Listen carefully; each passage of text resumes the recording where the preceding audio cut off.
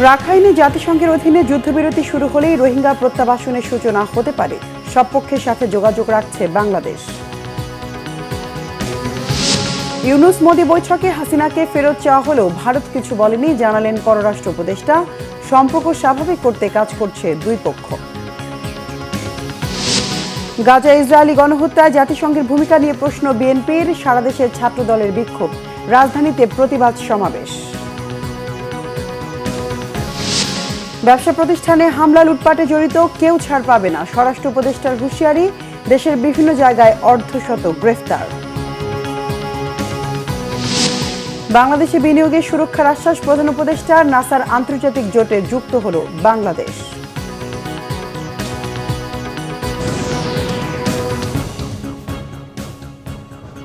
দেখছিলেন crown cement সংবাদ শিরোনাম। এবার বিস্তারিত সংবাদ।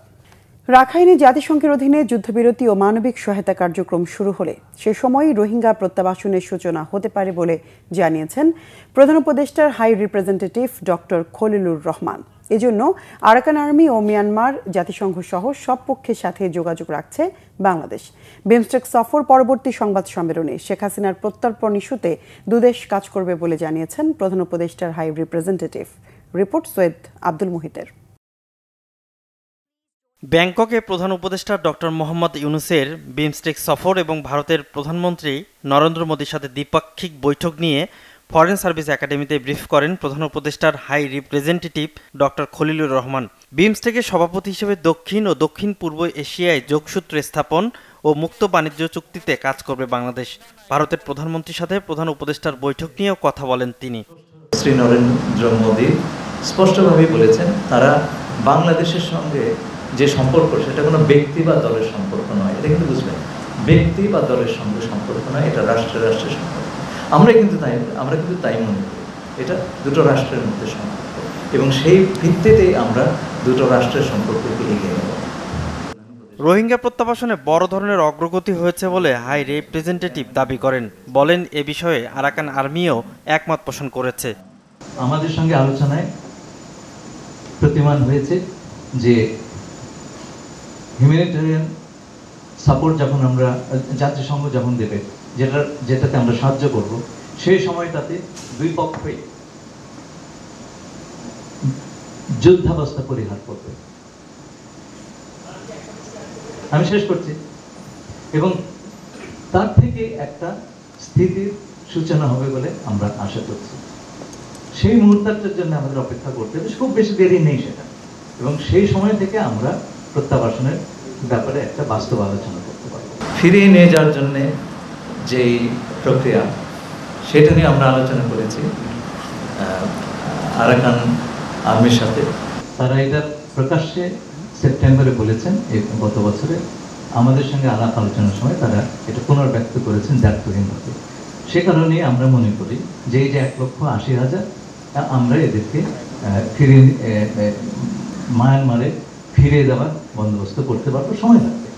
প্রতিবাদের নামে ব্যবসা প্রতিষ্ঠানে হামলা ভাঙচুর বিনিয়োগকারীদের নিরুৎসাহিত করতে পারে বলে মনে করেন তিনি। এটা আমাদের ভালো কাজগুলো ডিরেল করার একটা প্রচেষ্টা হিসেবে আমাদের এখন ধারণা হচ্ছে, কারণ এটা একটা প্যাটার্ন দাঁড়িয়ে গেছে যে আমাদের ঘরের উপর একটা গাজা বসে আছে রোহিঙ্গা, তার সেইটা নিয়ে কারো মিটিং মিছিল নাই, সেইটা নিয়ে আলাপ আলোচনা নাই, আছে হচ্ছে এগুলো নিয়ে রাস্তায় নামা, লুটপাট করা, এগুলো বন্ধ করতে হবে। সৈয়দ আব্দুল মুহিত, বাংলা ভিশন, ঢাকা। ইউনূস নরেন্দ্র মোদীর বৈঠকে বাংলাদেশ বিচারের জন্য শেখ হাসিনাকে ফেরত চাইলেও ভারত কিছু বলেনি বলে জানিয়েছেন পররাষ্ট্র উপদেষ্টা তৌহিদ হোসেন। বৈঠক ফলপ্রসূ হয়েছে জানিয়ে তিনি বলেন, সম্পর্ক স্বাভাবিক করতে দুপক্ষই কাজ করছে। দ্বিপক্ষীয় সম্পর্কে উত্তেজনা তৈরি হয় এমন বক্তব্য না দেওয়ার আহ্বান জানিয়েছেন পররাষ্ট্র উপদেষ্টা। রিপোর্ট করছেন ইমরুল কায়েস। ভারতে পালিয়ে যাওয়া সাবেক প্রধানমন্ত্রী শেখ হাসিনাকে মানবতা বিরোধী অপরাধের দায়ে বিচারের জন্য ফেরত চেয়ে আসছে বাংলাদেশ। নয়াদিল্লিকে চিঠি দেওয়ার পাশাপাশি সম্প্রতি ব্যাংককে অনুষ্ঠিত বিমস্টেক সম্মেলনে ডক্টর ইউনূস ও নরেন্দ্র মোদীর বৈঠকেও বিষয়টি উত্থাপন করে বাংলাদেশ। তবে ভারত এ ব্যাপারে কোনো কথা বলেনি বলে জানান পররাষ্ট্র উপদেষ্টা তৌহিদ হোসেন। আমি যেটা বলছি সেটা হলো এরকম যে এটা নিয়ে চূড়ান্ত কোনো কথাবার্তা হয়নি, কাজে আমরা এটাকে এখানেই রাখি। আমরা তো তাদের কাছে চেয়েছি যে ফেরত দেওয়া হোক, তাকে বিচারের সম্মুখীন করার জন্য। জনাব মোদী এটা খুব স্পষ্টভাবে বলেছেন যে বাংলাদেশের সাথে সম্পর্ক দেশের সাথে, মানুষের সাথে, এটা কোনো দলের সাথে নয়, এটা উনি স্পষ্ট করেছেন। বাংলাদেশ ভারত সম্পর্ক স্বাভাবিক করতে সব ধরনের প্রচেষ্টা অব্যাহত আছে বলেও পররাষ্ট্র উপদেষ্টা জানান। সাক্ষাৎ আমার কাছে মনে হয়েছে একটা পজিটিভ অ্যাটমসফিয়ারেই সাক্ষাৎটা হয়েছে এবং দুই পক্ষই আসলে দ্বিপাক্ষিক সম্পর্ক ভালো রাখার এবং ভালো করার উপর জোর দিয়েছে। হয়তো আমাদের কেউ কেউ বলছেন যেটা আসলে তখন তাদের না বলাই ভালো, অনর্থক সমস্যার সৃষ্টি করা। একই কাজ ভারত থেকেও হয়ে থাকবে। আমরা জানি যে বিশেষ করে পশ্চিমবঙ্গ থেকে আপনারা তো প্রতিদিনই অত্যন্ত শক্ত কথাবার্তা শুনতে পাচ্ছেন। এমনকি কেন্দ্রীয় সরকারেরও কেউ কেউ এটা করেছেন। আমরা এটাও বলেছি বিভিন্ন সময়ে যে আসলে সম্পর্ক উন্নয়ন করতে গেলে বরং খুব আপত্তিকর কথাবার্তা কোনো পক্ষ থেকেই না বলাই ভালো। তিস্তা প্রকল্পে ভারত বা চীন যারাই ভালো প্রস্তাব দেবে তা গ্রহণ করা হবে বলে জানান উপদেষ্টা তৌহিদ হোসেন। জানান ভারতীয় ভিসা দেয়া না দেওয়ার বিষয়টি সম্পূর্ণভাবে দেশটির সরকারের উপর নির্ভর করছে। ধন্যবাদ আপনাদের। ইমরুল কায়েস, বাংলা ভিশন, ঢাকা। ইসরায়েলি বাহিনীর বর্বর হামলার বিষয়ে জাতিসংঘের ভূমিকা নিয়ে প্রশ্ন তুলেছেন বিএনপির স্থায়ী কমিটির সদস্য সালাউদ্দিন আহমেদ। অবিলম্বে ফিলিস্তিনের গাজায় মুসলমানদের উপর চালানো গণহত্যা বন্ধের দাবি জানান তিনি। বলেন, বিএনপি সবসময় মানবতার পক্ষে, নির্যাতিত মানুষের পক্ষে। রিপোর্ট করছেন সিকান্দার রেমান। গাজায় ইতিহাসের বর্বরোচিত হামলার প্রতিবাদে উত্তাল বাংলাদেশ। দেশের বিভিন্ন অঞ্চল থেকে সাধারণ মানুষ নেমে আসছে রাস্তায়, জানাচ্ছে ঘৃণা। তেমনই এক কর্মসূচি ঢাকা বিশ্ববিদ্যালয়ের রাজু ভাস্কর্যের সামনে। জাতীয়তাবাদী ছাত্র দলের আয়োজনে এই প্রতিবাদ সভায় যোগ দেন বিভিন্ন কলেজ ও বিশ্ববিদ্যালয়ের শিক্ষার্থীরা। অবিলম্বে গাজা ও রাফায় হত্যাকাণ্ড বন্ধের দাবি জানান ছাত্রছাত্রীরা। বিশ্ব বিবেক জাগ্রত হবার আহ্বান জানান তারা। শহীদ রাষ্ট্রপতি জিয়াউর রহমান বীরত্তমের আদর্শ অনুসরণ করে আজও তারা সাধারণ মানুষের পাশে, মুসলিম ভাইদের পাশে। তারা শুধু দেশের মানুষের কথা চিন্তা করে না, সারা বিশ্বের নিপীড়িত মানুষের পক্ষে বাংলা জাতীয় দল এবং তারই ভ্যানগাড়ি হিসেবে আছে বাংলা জাতীয়তাবাদী ছাত্র। আমাদের ফিলিস্তিনের ভাইদের উপর, বন্ধুর উপর যেভাবে নির্যাতন, যেভাবে হামলা, যেভাবে ধ্বংস করা হচ্ছে, আমরা জাতীয়তাবাদী ছাত্র দল সবসময় তীব্র নিন্দা এবং প্রতিবাদ জানাই। যেভাবে নিরপরাধ শিশু এবং সাধারণ জনগণকে তারা হত্যা করছে, এটা খুবই অমানবিক, এটা মানবতা বিরোধী।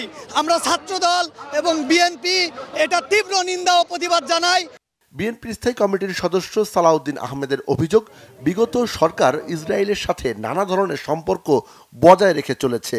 ইহুদি সেই দেশ থেকে প্রযুক্তি এনে বিরোধী মত দমন করেছে। এই মুহূর্ত থেকে গণহত্যা বন্ধ করার জন্য আপনাদের পদক্ষেপ নিতে হবে। জাতিসংঘের ভূমিকা প্রশ্নবিদ্ধ, কিন্তু ইসরায়েলিরা কখনো জাতিসংঘের রেজুলেশনের প্রতি সম্মান দেখায়নি। এই ইসরায়েলি সরকার জাতিসংঘের কোন নির্দেশনা, কোন অনুশাসন আজ পর্যন্ত মানেনি।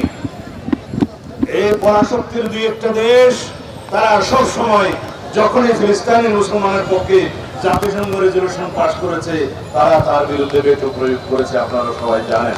মুসলমানদের উপর চলা নির্যাতন বন্ধের দাবিতে বিএনপির কর্মসূচি অব্যাহত থাকবে বলেও জানান দলের নেতারা।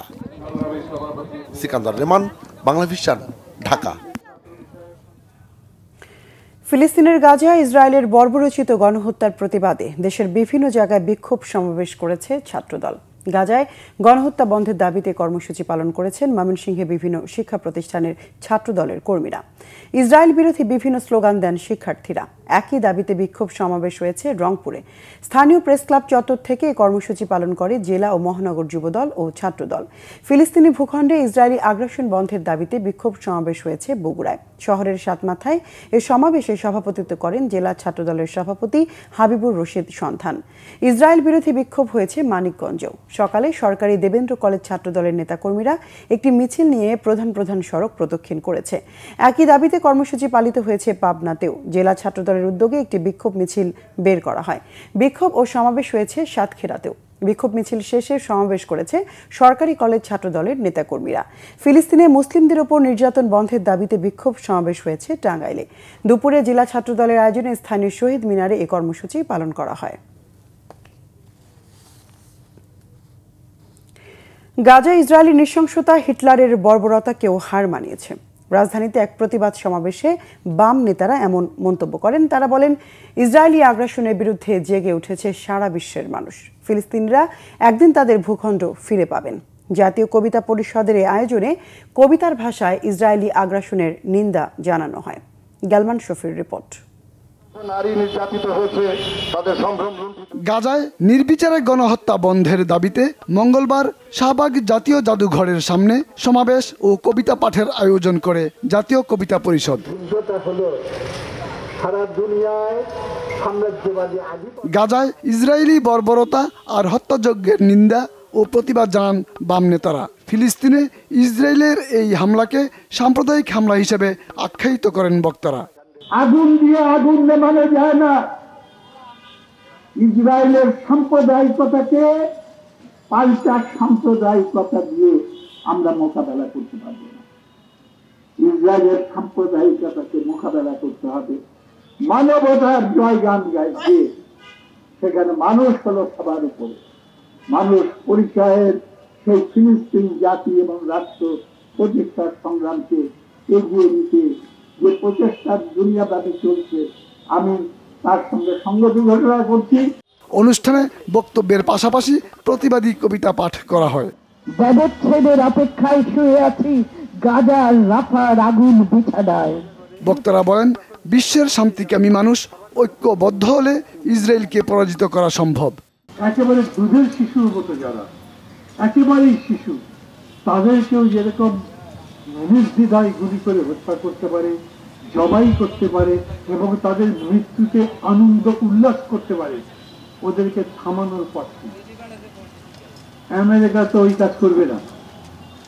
জাতিসংঘ বিবৃতি দিবে, হয়তো তার বেশি কিছু করবে না, করতে পারবে না। যতদিন তাদের এই লড়াই চলবে, বাংলাদেশের মানুষ আমরা আমাদের দায় থেকে, ঋণ থেকে ফিলিস্তিনের জনগণের ভাই বন্ধু হিসাবে হাতে হাত ধরে কাঁধে কাঁধ মিলিয়ে তাদের সাথে এই মুক্তি সংগ্রামে বিজয় অর্জন না হওয়া পর্যন্ত সেই লড়াইটাও, ইনতিফাদাটাও আমরা অব্যাহত রাখবো। ফিলিস্তিন তার ভূখণ্ড পাবে, আজকে না হলে কালকে, না হলে পরের দিন। গালমান শফি, বাংলা ভিশন, ঢাকা। ইসরায়েল বিরোধী বিক্ষোভে বাটার জুতা চুরি, কেএফসি, পিৎজা হাটে ভাঙচুরে জড়িতদের গ্রেফতার করা হবে বলে জানিয়েছেন স্বরাষ্ট্র উপদেষ্টা। ভবিষ্যতে এমনটা ঘটতে দেওয়া হবে না বলে হুঁশিয়ার করে দেন তিনি। সচিবালয়ে আইনশৃঙ্খলা সংক্রান্ত বৈঠক শেষে স্বরাষ্ট্র উপদেষ্টা আরও জানান, পহেলা বৈশাখ উদযাপনে নিরাপত্তার হুমকি নেই। নববর্ষের শোভাযাত্রার নাম মঙ্গল শোভাযাত্রা থাকবে কিনা তা এখনও চূড়ান্ত হয়নি বলে জানালেন সংস্কৃতি উপদেষ্টা। মুহিবুল্লাহ মুহিবের রিপোর্টে বিস্তারিত। ফিলিস্তিনের গাজায় ইসরায়েলি হত্যাযজ্ঞের প্রতিবাদে বিশ্বের বিভিন্ন দেশের মতো বাংলাদেশেও বিক্ষোভে নামে লাখো মানুষ। ইসরায়েলি পণ্য বর্জনের ডাক দিয়ে বিক্ষোভের মধ্যে একদল লোক বাটার শোরুমে লুটপাট চালায়, ভাঙচুর চালায় কেএফসি, পিৎজা হাটে। দেশ জুড়ে নিন্দার পাশাপাশি প্রশ্ন ওঠে আইনশৃঙ্খলা বাহিনীর ভূমিকা নিয়ে। তবে স্বরাষ্ট্র উপদেষ্টার দাবি, নিরাপত্তা বাহিনীর কোনো ব্যর্থতা ছিল না, জড়িতদের কোনো ছাড় দেওয়া হবে না বলেও হুঁশিয়ারি তার। যে ঘটনাটা ঘটছে ওটা ঘটনা উচিত হয় নাই। আমরা এই পর্যন্ত কিন্তু 49 জন লোককে অ্যারেস্ট করা হয়েছে, যারা এইটার সাথে জড়িত, তাদের আমরা 49 জনকে আমরা অ্যারেস্ট করছি। না, সারা দেশে। মামলা ছাড়া তো অ্যারেস্ট করা যায় নাকি? এইভাবে কি কাউকে অ্যারেস্ট করা যায় না? আর এই ধরনের ঘটনাটা আমরা ওই দিনও যেন ঘটনাটা না ঘটে আমরা চেয়েছি, এবং ভবিষ্যতে যেন এই ধরনের ঘটনা না ঘটে এই জন্য আমরা সবসময় সচেষ্ট থাকবো। এই জন্য আমি আপনাদেরও অনুরোধ করব, দেখেন মানে এই ঘটনা যেমন আপনাকে যেমন অনেকবার বলার পরেও কিন্তু যেমন আপনারা আসার সময় কিন্তু একটা লেগে যায় না, এই মানে কন্ট্রোল করা আমাদের পক্ষে ডিফিকাল্ট। মানে পুলিশ স্বরাষ্ট্র উপদেষ্টা থাকেও আপনাকে কন্ট্রোল করতে পারে না। তো পুরো দেশে দেশে এরকম প্রশাসন হয়, এরকম উপদেষ্টা সবাই থাকে, তো এরকম ঘটে যায় একটু দুই একটা। বাংলা নববর্ষ উদযাপন নির্বিঘ্ন করতে স্বরাষ্ট্র মন্ত্রণালয়ে আইনশৃঙ্খলা সংক্রান্ত বৈঠক শেষে স্বরাষ্ট্র উপদেষ্টা এসব কথা বলেন। তিনি জানান, পয়লা বৈশাখ উদযাপন ঘিরে নিরাপত্তার কোনো হুমকি নেই। সব সিদ্ধান্ত যদি এখন এই বইলা দিই তো আপনারা আবার ডিসক্লোজ করে দেবেন। হ্যাঁ, মেজরগুলি বলা হয়েছে, যেমন ধরেন এখানে যে শোভাযাত্রাটা হবে, এখানে আইন শৃঙ্খলা রক্ষার্থে হাতির জিলে অনুষ্ঠান হবে, এটা তারপরে রবীন্দ্র সরোবরে হবে, এটা এখানে হাতে নিতে হবে। তারপরে আপনার এই সকালে যে রমনা বটমূল্য হবে, এখানে কিভাবে নেওয়া হবে। তারপরে ঢাকার বাইরে বিভিন্ন জেলাগুলিতে উপজেলা লেভেলে হবে, এখানে আইন শৃঙ্খলাভাবে কীভাবে অনুষ্ঠানগুলি হবে, কোথায় হবে, ওইগুলি নেওয়া হবে। মানে আনন্দ শোভাযাত্রা যদি সবাই করতেছে তো আমার পুলিশ বাহিনী করতে পারবে না? তারাও যদি ওই ইসের সাথে যায় অসুবিধা কি? কিন্তু এইটার ক্ষেত্রে পুরাটা অর্গানাইজ করতেছে আমাদের সাংস্কৃতিক মন্ত্রণালয়। এ সময় সংস্কৃতি উপদেষ্টা জানান, নববর্ষের শোভাযাত্রার নাম মঙ্গল শোভাযাত্রা থাকবে কিনা তা এখনো চূড়ান্ত হয়নি। এর আগের দিন সিনেট ভবনে মিটিং এর পরে আপনারা আমার ইন্টারভিউ নিয়েছেন এবং আমার মুখে আপনারা কোটেশন বানিয়ে ডিজিটাল কার্ড দিয়েছেন যে নাম মঙ্গল শোভাযাত্রাই থাকছে। আপনাদের ভিডিও থেকে কোথাও আছে আমি এই কথাটা বলেছি, কিন্তু আপনারা তো ডিজিটাল কার্ড বানিয়ে ছেড়েছেন। সো অনুরোধ থাকবে যে যেটা আমরা না বলি সেটা না ছাপানোই ভালো, যেটা বলি ওটা ছাপেন। রিগার্ডিং নাম, যে শোভাযাত্রার নাম কি থাকছে, এটা ঢাকা বিশ্ববিদ্যালয়ের সংশ্লিষ্ট অনেকের সঙ্গে আলোচনা করছেন। তারা আলোচনা করে ওনাদের প্রেস কনফারেন্স আছে 10 তারিখে, ওনারা আপনাদেরকে জানাবেন যে নামটা আসলে কি হবে। নাম কি থাকছে এটা ঢাকা বিশ্ববিদ্যালয় বিভিন্ন স্টেক হোল্ডারের সঙ্গে আলোচনা করছেন, করে 10 তারিখে জানাবেন। আপনি এর উত্তরে বলেন তার মানে কি পরিবর্তন হচ্ছে? আমার কথা কিন্তু তা বলেন, আমার কথা বলে পরিবর্তন হবে কি হবে না এটা তারা জানাবে। এবারের বৈশাখের উদযাপন অন্য যে কোনো বারের চেয়ে আনন্দমুখর হবে বলে আশা উপদেষ্টাদের। মুহিবুল্লাহ মুহিব, বাংলা ভিশন, ঢাকা। কেএফসি ও বাটার শোরুম ভাঙচুর ও লুটপাটের ঘটনায় দেশের বিভিন্ন জায়গা থেকে আটক করা হয়েছে অর্ধশতাধিক ব্যক্তিকে। সিলেট মহানগরের বিভিন্ন স্থানে রাতে অভিযান চালিয়ে আটক করা হয় 17 জনকে। পুলিশ জানায় এই ঘটনায় সিলেটের কোতোয়ালি মডেল থানায় একটি মামলা করেছে কেএফসি কর্তৃপক্ষ। ফিলিস্তিনে ইসরায়েলি বাহিনীর নির্মম হত্যার প্রতিবাদে সিলেটে গতকাল তৌহিদি জনতার আন্দোলনের সুযোগে একদল দুর্বৃত্ত নগরীর বিভিন্ন ব্যবসা প্রতিষ্ঠানে হামলা ও ভাঙচুর চালায়। এ সময় তারা ব্যবসা প্রতিষ্ঠানের মালামাল লুটপাট করে। ছবি ও বিভিন্ন ভিডিও ফুটেজ দেখে অভিযুক্তদের শনাক্ত করা হচ্ছে বলে জানিয়েছে পুলিশ। এ সময় লুটপাট করা কিছু মালামাল উদ্ধারও করা হয়। অভিযান অব্যাহত থাকবে। এদিকে একই ধরনের ঘটনায় খুলনা নগরীর বিভিন্ন এলাকা থেকে 31 জনকে আটক করা হয়েছে। ভিডিও ফুটেজ ও ক্লোজ সার্কিট ক্যামেরার ফুটেজ বিশ্লেষণ করে জড়িতদের শনাক্ত ও আটক করা হয়েছে বলে জানান খুলনা মেট্রোপলিটন পুলিশের এডিসি মিডিয়া মোহাম্মদ আহসান হাবিব।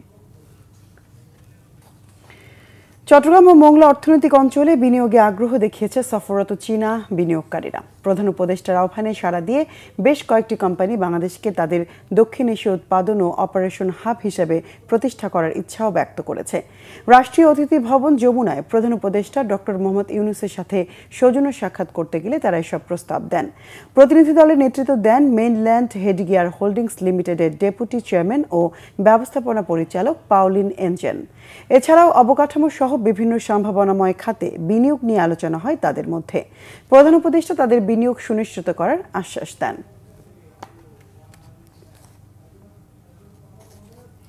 অন্তর্বর্তী সরকারের বিনিয়োগ বান্ধব পরিবেশে দক্ষিণ কোরিয়ার বিনিয়োগকারীরা বাংলাদেশে উল্লেখযোগ্য বিনিয়োগ করতে প্রস্তুত। মঙ্গলবার রাষ্ট্রীয় অতিথি ভবন যমুনায় প্রধান উপদেষ্টার সাথে বৈঠক করে দেশটির বিনিয়োগকারীদের একটি প্রতিনিধি দল এমন ঘোষণা দেন। প্রতিনিধি দলে এলজির কর্মকর্তাদের পাশাপাশি টেক্সটাইল, ফ্যাশন, স্পিনিং, লজিস্টিক্স, স্বাস্থ্যসেবা, বিদ্যুৎ খাতে কোরীয় কয়েকটি কোম্পানির প্রতিনিধি ছিলেন। কোরীয় প্রতিনিধি দলের নেতৃত্ব দেন ইয়াংওয়ান কর্পোরেশনের চেয়ারম্যান কি হাক সাং। প্রধান উপদেষ্টা জানান, বিনিয়োগ নীতিতে উল্লেখযোগ্য পরিবর্তন সহ বাংলাদেশে ব্যবসার পরিবেশের জন্য সংস্কারের প্রতিশ্রুতি রয়েছে সরকারের। নতুন বাংলাদেশে বিদেশি বিনিয়োগকে সহজ ও ঝামেলামুক্ত করা হয়েছে বলেও জানান প্রধান উপদেষ্টা। 54তম দেশ হিসেবে যুক্তরাষ্ট্রের মহাকাশ গবেষণা সংস্থা নাসার আন্তর্জাতিক জোটে যুক্ত হলো বাংলাদেশ। এর মধ্য দিয়ে গবেষণা ও মহাকাশ অন্বেষণে আরেক ধাপ এগোলো লাল সবুজ পতাকা। ঢাকায় বিনিয়োগ সম্মেলনের সাইড লাইনে চুক্তি হয় বলে জানান বিডার নির্বাহী চেয়ারম্যান চৌধুরী আশিক মাহমুদ বিন হারুন। তিনি জানান, টাকার অঙ্কে বিনিয়োগ বাড়ানোর ঘোষণা নয়, বাংলাদেশে বিনিয়োগ নিয়ে বিদেশিদের নেতিবাচক ধারণা দূর করাই সরকারের মূল লক্ষ্য। বিনিয়োগ বাড়াতে শীঘ্রই নতুন জ্বালানি নীতি প্রকাশের আশ্বাস দেন তিনি। আরও জানাচ্ছেন জিয়াউল হক সবুজ। বিনিয়োগ সম্মেলনের দ্বিতীয় দিনে মঙ্গলবার নাসার সাথে চুক্তি করেছে বাংলাদেশ। ঢাকায় নিযুক্ত মার্কিন চার্জ দ্য অ্যাফেয়ার্স ও বিডার নির্বাহী চেয়ারম্যানের উপস্থিতিতেই নাসার আর্টেমিস অ্যাকর্ডে স্বাক্ষর করেন প্রতিরক্ষা সচিব আশরাফ উদ্দিন। এই চুক্তির ফলে মহাকাশ অন্বেষণে নতুন দিগন্ত উন্মোচন হলে বলে জানিয়েছেন বিডার নির্বাহী চেয়ারম্যান চৌধুরী আশিক মাহমুদ। বাট এই প্রথম স্টেপটা দিয়ে আমরা যেটা করলাম, আমরা এগ্রি করলাম যে আমরা নাসার সাথে এবং বাকি 53টা দেশের সাথে একসাথে স্পেস এক্সপ্লোরেশনে কোলাবোরেট করব, আমরা একসাথে কাজ করব বলে। আর্টেমিস জেনারেশন হচ্ছে যে জেনারেশন, আমাদের ভবিষ্যতের একটা জেনারেশন যারা আসলে স্পেস এক্সপ্লোরার হবে, যারা শুধু পৃথিবীতেই থাকবে না, তারা বিভিন্ন গ্রহে হয়তো বসবাস করবে বা স্পেসে বসবাস করবে। তো এই ফিউচার আউটলুকটার উপর বেস করে আমরা একটা আর্টেমিস অ্যাকর্ড বলে একটা কম্বাইন্ড এফোর্ট চালু করা শুরু হয়েছিল, যেখানে অনেকগুলো দেশ অলরেডি সিগনেটারি, যারা অ্যাডভান্স মার্কেটস, আমরা হচ্ছে 54তম দেশ হিসেবে আজকে জয়েন করলাম। ব্রিফিংয়ে বিডার চেয়ারম্যান জানান, বিনিয়োগ ও ব্যবসার জন্য সব দেশেই কোনো না কোনো সমস্যা রয়েছে। বাংলাদেশের ক্ষেত্রে বাধা মূলত সরকারি সেবার মান ও ইউটিলিটির ঘাটতি সহ চিহ্নিত কিছু দুর্নীতি। মেজর 5টা ইস্যু যদি আমি পিন পয়েন্ট করছি, তার মধ্যে ডেফিনেটলি অ্যাক্সেস টু ইউটিলিটিস, এটা একটা আমাদের ম্যানুফ্যাকচারারদের জন্য বড় ইস্যু। তো এই ব্যাপারে আমরা এনার্জি মিনিস্ট্রিকে আহ্বান জানিয়েছি, ওনারা মনে হয় খুব দ্রুতই এই জিনিসটা পাবলিশ করবেন। আমরা বলেছি যে আমাদের আসলে একটা ন্যাশনাল এনার্জি স্ট্র্যাটেজি থাকা দরকার। আমাদের যে কি প্ল্যান, আমরা আসলে আগামী 3 থেকে 5 বছর আমাদের যে গ্যাসের ঘাটতি আছে, সেটাকে আমরা কিভাবে সেই ঘাটতিটা থেকে সরে আসব, সেই ঘাটতিটা কিভাবে আমরা ব্যাকফিল করব, সেই ব্যাপারে আমাদের সরকারের কি প্ল্যান, এই প্ল্যানটাকে খুব ক্লিয়ার কাট রোডম্যাপ হিসেবে আসলে আমাদের পাবলিশ করা উচিত। যেরকম এডিবি, এআইবি আছে, এরকম ডেভেলপমেন্ট ব্যাংক হচ্ছে ব্রিক্সের একটা অ্যাসোসিয়েটেড ব্যাংক। তো ওনারা এখন পর্যন্ত বাংলাদেশে প্রায় $300 মিলিয়ন মতো ইনভেস্ট করেছেন। কারণ খুব রিসেন্টলি ওনারা ওয়াসার সাথে একটা প্রজেক্ট অ্যাপ্রুভ করেছেন এবং ওনাদের প্ল্যান হচ্ছে যে এই বছর ওনারা $1 বিলিয়ন ফান্ডিং সাপোর্ট দিবেন বাংলাদেশে। এদিকে সম্মেলনের সাইডলাইনে বাংলাদেশে বিনিয়োগের ক্ষেত্রে তৈরি পোশাক খাত ও ডিজিটাল আর্থিক পরিষেবা সহ উজ্জ্বল 4টি ক্ষেত্র চিহ্নিত করেছে বিশ্বব্যাংক। The low penetration of financial services in Bangladesh really presents opportunities for innovative digital finance services to provide service to this market. সংস্থাটির প্রতিবেদন বলছে, বিনিয়োগ বাড়াতে বাংলাদেশ প্রয়োজনীয় সংস্কার করলে লক্ষাধিক নতুন কর্মসংস্থান তৈরি হবে। জিয়াউল হক সবুজ, বাংলা ভিশন, ঢাকা। যুক্তরাষ্ট্রের বাড়তি শুল্ক আরোপের বিষয়টিকে ইতিবাচকভাবেই দেখছে বাংলাদেশ, জানিয়েছেন অর্থ উপদেষ্টা সালেউদ্দিন আহমেদ। সকালে সচিবালয়ে সরকারি ক্রয় সংক্রান্ত উপদেষ্টার পরিষদের বৈঠক শেষে তিনি আরও বলেন, যুক্তরাষ্ট্রের বাড়তি শুল্ক আরোপে দুদেশই লাভবান হবে, আমদানি রপ্তানির প্রসার ঘটবে। এখন উন্মুক্ত দরপত্রের মাধ্যমে চাল ডাল সহ বিভিন্ন পণ্য কেনার কারণে প্রতিযোগিতা বাড়ছে উল্লেখ করে সালেউদ্দিন বলেন, এর ফলে এসব পণ্য সাশ্রয়ী মূল্যে কেনার সুযোগ তৈরি হবে। আর বাণিজ্য উপদেষ্টা শেখ বশির উদ্দিন জানান, যুক্তরাষ্ট্রকে নতুন করে আরও 100টি পণ্যের শুল্কমুক্ত সুবিধা দেওয়ার লাভবান হবে বাংলাদেশ। এ নিয়ে 290টি পণ্যের শুল্কমুক্ত সুবিধা পাবে যুক্তরাষ্ট্র। এতে দুদেশের বাণিজ্য ঘাটতি কমবে বলে আশা তার। যুক্তরাষ্ট্রের আরোপিত শুল্ক কমাতে বাণিজ্য মন্ত্রণালয়ের চিঠির প্রেক্ষিতে ইতিবাচক সিদ্ধান্ত আসতে পারে বলে জানান বাণিজ্য উপদেষ্টা। পজিটিভ মানে তাদেরও লাভ হবে, আমাদেরও লাভ হবে। আমরা তো চাচ্ছি না যে আমরা সব কিছু করে ফেলবো, এই ঠিক আছে। আর আজকে আমরা তো মসুর ডাল, চাল, এলএনজি এগুলোর ব্যাপারে বলেছি। আর একটা জিনিস দেখবেন, আজকে যে সমস্ত পার্চেজ অর্ডারগুলো দিয়েছি আগের তুলনায় মূল্য কিন্তু কম। ব্যবস্থাটা তো অতি পরিবর্তনশীল একটা বিষয়। বিভিন্ন আপনারা দেখেছেন যে গতকাল আমেরিকান প্রশাসন বলেছে যে যদি চাইনিজ তারা যে রিটারেটরি যে ট্যারিফ ঘোষণা করেছে, ওনারা আরও 50% দিতে পারেন। সেই ধরনের পরিবর্তনশীল অবস্থায় মানে যে কোনো সিদ্ধান্ত নেওয়া একটু জটিল। আমরা অ্যাজ ইট ডেভেলপস আমরা we will fix our strategies. Chief prosecutor Tajul Islam বলেছেন, জুলাই আগস্টের মানবতা বিরোধী অপরাধের মামলা আন্তর্জাতিক অপরাধ আদালতে পাঠানোর কোনো সিদ্ধান্ত এখনো পর্যন্ত নেই। বিচার এদেশেই হবে, তবে প্রয়োজনে আইসিসি থেকে কারিগরি সহায়তা নেওয়া হতে পারে। এদিকে সাবেক সংসদ সদস্য ফজলে করিমকে 16 এপ্রিল জিজ্ঞাসাবাদের জন্য তদন্ত সংস্থাকে অনুমতি দিয়েছে ট্রাইব্যুনাল। আহমেদ সরওয়ারের রিপোর্ট। জুলাই আগস্টের গণঅভ্যুত্থানে মানবতা বিরোধী অপরাধের অভিযোগে চট্টগ্রাম 6 আসনের সাবেক সংসদ সদস্য এবিএম ফজলে করিমকে মঙ্গলবার সকালে ট্রাইব্যুনালে হাজির করা হয়।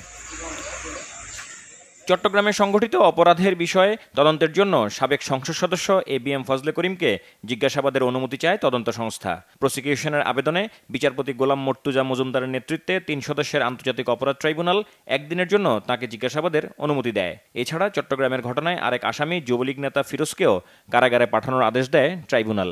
তাকে একদিনের জন্য ইন্টারোগেট করার অনুমতি দেওয়া হয়েছে 16 এপ্রিল, এবং ওই মামলাতে আরও একজনকে গ্রেপ্তার করে আজকে হাজির করা হয়েছিল, ফিরোজ। যার বিরুদ্ধে সরাসরি অস্ত্র নিয়ে মিছিলে গুলি করার অভিযোগ আছে তাকে আজকে কারাগারে প্রেরণ করার আদেশ দিয়েছেন আদালত।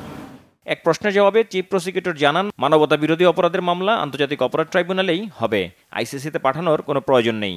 আমরা কোনো অবস্থাতেই এই বিষয়টি আইসিসিতে প্রেরণ করতে চাই না, এটা আমাদের সম্মিলিত সিদ্ধান্ত। তা আমরা চাই আইসিসি যদি আমাদেরকে টেকনিক্যাল সাপোর্ট দেয়, এইখানে বিচার হবে, তারা আমাদের বিভিন্ন টেকনিক্যাল সাপোর্ট দেবেন, সেটা অবশ্যই আমরা গ্রহণ করব। কিন্তু মামলাগুলো বিচারের জন্য আইসিসিতে প্রেরণ করা হবে না, এটাই এখন পর্যন্ত আমাদের রাষ্ট্রীয় সিদ্ধান্ত। আইসিসিতে তখনই যেতে হয় যদি কোনো রাষ্ট্রের অভ্যন্তরে সংগঠিত মানবতা বিরোধী অপরাধের বিচার করতে সেই রাষ্ট্র সক্ষম না হয়, অথবা সেই রাষ্ট্র যদি এই বিচার করতে উইলিং না হয়। বাংলাদেশের ক্ষেত্রে এই দুটার একটাও প্রযোজ্য না। আশুলিয়ায় 6 লাশ পোড়ানোর মামলায় বরখাস্ত হওয়া 3 পুলিশ কর্মকর্তা আব্দুল্লাহিল কাফি, শহীদুল ইসলাম ও আরাফাতকে গ্রেপ্তার দেখানোর আদেশ দিয়েছে ট্রাইব্যুনাল। 15 এপ্রিল তাদের আদালতে হাজির করার নির্দেশ দেওয়া হয়েছে। আহমেদ সরওয়ার, বাংলা ভিশন, ঢাকা। রাজধানীর উত্তরা পশ্চিম থানায় দায়ের করা আব্দুল জব্বার হত্যাচেষ্টা মামলায় গ্রেফতার আন্তর্জাতিক অপরাধ ট্রাইব্যুনালের সাবেক প্রসিকিউটর তুরিন আফরোজকে 4 দিন রিমান্ডে নিয়ে জিজ্ঞাসাবাদের অনুমতি দিয়েছে আদালত। পুলিশের আবেদনের পরিপ্রেক্ষিতে ঢাকা চিফ মেট্রোপলিটন ম্যাজিস্ট্রেট আদালত এই আদেশ দেয়। বিস্তারিত জানাচ্ছেন এসএম ফয়েজ। আন্তর্জাতিক অপরাধ ট্রাইব্যুনালে 71-এর মানবতা বিরোধী অপরাধের বিচার চলাকালে 2013 থেকে 2019 সালের নভেম্বর পর্যন্ত প্রসিকিউটরের দায়িত্বে ছিলেন তুরিন আফরোজ। গেল মার্চে তুরিন আফরোজের বিরুদ্ধে উত্তরার পশ্চিম থানায় একটি হত্যা চেষ্টা মামলা হয়। জুলাই আগস্ট গণ অভ্যুত্থানে গুলিবিদ্ধ হয়ে আহত এক ব্যক্তি তুরিন আফরোজের বিরুদ্ধে এই মামলা করেন। সোমবার রাজধানীর উত্তরা থেকে গ্রেপ্তারের পর আব্দুল জব্বার হত্যা চেষ্টা মামলায় তুরিন আফরোজকে রিমান্ডে নিয়ে জিজ্ঞাসাবাদের আবেদন করে পুলিশ। উভয় পক্ষের বক্তব্য শোনার পর বিজ্ঞ আদালত তার বিরুদ্ধে 4 দিনের রিমান্ড মঞ্জুর করেন। এছাড়াও তার বিরুদ্ধে বৈষম্যবিরোধী ছাত্র আন্দোলনে সহযোগিতা করার জন্য, ফ্যাসিস্ট হাসিনা এবং আওয়ামী লীগ যুবলীগকে সহযোগিতা করার জন্য তার বিরুদ্ধে নীলফামারী জলঢাকা থানা আরেকটি হত্যা চেষ্টা এবং গুরুতর জখমের একটি মামলা করা হয়। সেই মামলারও ভিকটিম ছিল একজন আন্দোলনকারী, ওই মামলাও সে আসামি। পাবলিক প্রসিকিউটর ওমর ফারুকী অভিযোগ করেন, সুপ্রিম কোর্টের যে কয়েকজন আইনজীবী ফ্যাসিস্ট হাসিনাকে সহযোগিতা করেছেন তাদের অন্যতম তুরিন আফরোজ। 5 তারিখের পরে সে নিজকে আত্মগোপনে চলে যায়। আত্মগোপনে গিয়ে সে জয় বাংলা ব্রিগেড সহ অন্য কর্মকাণ্ডে সে জড়িয়ে পড়ে এবং বর্তমান সরকারকে উৎখাত করার জন্য, দেশে গণতন্ত্রকে সে বিঘ্নিত করার জন্য এবং হাসিনাকে এদেশে ফিরিয়ে আনে ক্ষমতা বসার যে ষড়যন্ত্র করছে যারা, তাদের সঙ্গে সে সম্পর্ক রেখে কাজ করে চলছে। সেটা তদন্তকারী কর্মকর্তা সেটা উদ্ঘাটন করেন। আদালতে শুনানির সময় তুরিন আফরোজ বলেন, পতিত আওয়ামী লীগ সরকারের সময়ও 6 বছর ধরে চাকরিতে বৈষম্যের শিকার হয়েছেন তিনি। SM Foyez, Bangla Vision, Dhaka. ধর্ম মন্ত্রণালয়ের উপদেষ্টা ডক্টর আফম খালিদ হোসেন বলেছেন, কোনো এজেন্সির গাফিলতির কারণে কেউ হজে যেতে না পারলে ওই এজেন্সির লাইসেন্স বাতিলের পাশাপাশি জামানত বাজেয়াপ্ত করে ফৌজদারি মামলা করা হবে। সচিবালয় সংবাদ ব্রিফিংয়ে উপদেষ্টা আরও জানান, প্রধান উপদেষ্টার নির্দেশনায় এবারের হজ যাত্রা নির্বিঘ্ন করতে সর্বোচ্চ চেষ্টা করে যাচ্ছে সরকার। কিন্তু কয়েকটি হজ এজেন্সির গাফিলতির কারণে নির্ধারিত সময়ের মধ্যে 10,487 হজ যাত্রীর নুসুক মাসার বা বাড়ি ভাড়া ও পরিবহন চুক্তি করতে পারেনি। এই চুক্তির জন্য সৌদি সরকারের বেঁধে দেয়া কয়েক দফা বাড়ানো হলেও সময় 9টি এজেন্সির আওতায় প্রায় 10,500 হজযাত্রীর হজ যাত্রা নিয়ে সরকারি শঙ্কায় রয়েছে। এই অবস্থায় মঙ্গলবারের রাতের মধ্যে চুক্তি সম্পন্ন করতে এজেন্সিগুলোর প্রতি তাগিদ দেন উপদেষ্টা। আফম খালিদ হোসেন আরও জানান, এবার সরকারি খরচে একজন যাত্রীও হজে যাচ্ছেন না, তবে বিমান ভাড়া থেকে শুরু করে হাজিদের যে কোনো সমস্যার সমাধানে সরকারের সার্বক্ষণিক মনিটরিংয়ের কথা জানান উপদেষ্টা। প্রবাসীদের ভোটের আওতায় আনতে কার্যকরী উপায় খুঁজছে নির্বাচন কমিশন। এ ব্যাপারে যথাযথ পদ্ধতি বাছাইয়ে বিভিন্ন দেশে চলমান ব্যবস্থা বিবেচনায় নেওয়া হয়েছে। জানিয়েছেন প্রধান নির্বাচন কমিশনার এএমএম নাসির উদ্দিন। সকালে নির্বাচন কমিশন প্রশিক্ষণ ভবনে এক কর্মশালার উদ্বোধনী বক্তব্যে তিনি এসব কথা বলেন। এই কর্মশালার মাধ্যমে প্রবাসী ভোটারদের ভোটদান পদ্ধতির ভালো সমাধান মিলবে বলেও আশা করেন সিইসি। বলেন, অনেক প্রবাসী তাদের ভোট দেওয়ার সুযোগ দিতে বলেছেন, কিন্তু প্রবাসীদের ভোট দেওয়া খুব সহজ নয়। বিভিন্ন সরকারি বেসরকারি সংস্থার কর্মকর্তা, বিদেশি দাতা ও উন্নয়ন সংস্থার প্রতিনিধি, বিশ্ববিদ্যালয় শিক্ষকরা দিনব্যাপী এই কর্মশালায় অংশ নেন।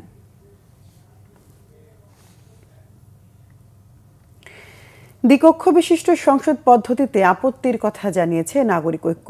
তবে অন্য 114টি সংস্কার প্রস্তাবে কমিশনের সাথে দলটি একমত। জাতীয় সংসদ ভবনের এলডি হলে বিকেল 3টা থেকে পৌনে 6টা পর্যন্ত এই বৈঠক শেষে সংবাদ সম্মেলনে নাগরিক ঐক্যের প্রেসিডিয়াম সদস্য জিন্নুর চৌধুরী দীপু এসব কথা বলেন। বৈঠকে উপস্থিত ছিলেন না নাগরিক ঐক্যের সভাপতি মাহমুদুর রহমান মান্না। নাগরিক ঐক্যের পক্ষ থেকে আগে আপত্তি জানানো কয়েকটি বিষয় নিয়ে সংস্কার কমিশনের সঙ্গে আলোচনা হয়। সেসব বিষয়ে ঐক্যমতে পৌঁছায় নাগরিক ঐক্য। এছাড়া যেসব বিষয় এখনো সিদ্ধান্ত হয়নি সেগুলো নিয়ে পরের বৈঠকে আলোচনা হবে বলে জানিয়েছেন নাগরিক ঐক্যের নেতারা।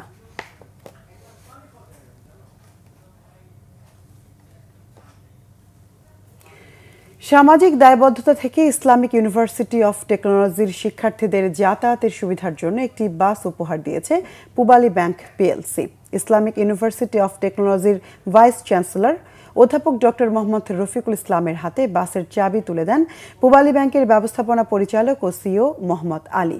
এ সময় ব্যাংকটির উপব্যবস্থাপনা পরিচালক শাহনেওয়াজ খান, প্রধান কার্যালয়ের মহাব্যবস্থাপক ফয়জুল হক শরীফ, ঢাকা উত্তর অঞ্চল প্রধান মহাব্যবস্থাপক AKM Abdur Rakib, Uttara model town শাখা ব্যবস্থাপক তাহমিনা ময়না এবং জনসংযোগ বিভাগের প্রধান মিজানুর রহমান সহ ব্যাংকের ঊর্ধ্বতন কর্মকর্তা ও আইইউটির শিক্ষকরা উপস্থিত ছিলেন। শুধু মুনাফা অর্জন নয়, সামাজিক দায়বদ্ধতা থেকেও ব্যাংকটি অনেক কাজ করে বলে জানালেন ব্যবস্থাপনা পরিচালক ও সিইও মোহাম্মদ আলী। সংবাদ শেষ করব ক্রাউন সিমেন্ট শিরোনামগুলো আরেকবার জানিয়ে।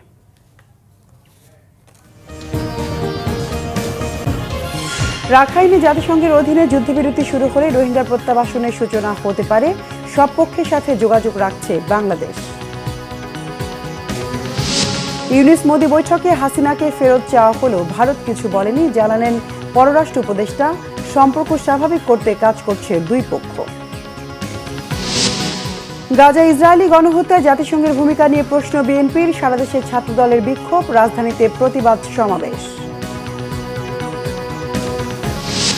ব্যবসা প্রতিষ্ঠানে হামলা লুটপাটে জড়িত কেউ ছাড় পাবে না, স্বরাষ্ট্র উপদেষ্টার হুঁশিয়ারি। দেশের বিভিন্ন জায়গায় অর্ধশত গ্রেফতার। বাংলাদেশে বিনিয়োগে সুরক্ষার আশ্বাস প্রধান উপদেষ্টার, নাসার আন্তর্জাতিক জোটে যুক্ত হল বাংলাদেশ।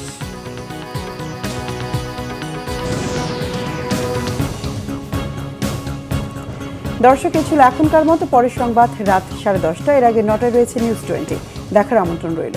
এছাড়া বাংলাভিশন সংবাদ ও সংবাদ সংশ্লিষ্ট অনুষ্ঠান দেখতে ভিজিট করুন www.bvnews24.com ও facebook.com/banglavishnnews এবং সাবস্ক্রাইব করুন youtube.com/banglavishnnews। এতক্ষণ সঙ্গে থাকায় ধন্যবাদ সবাইকে।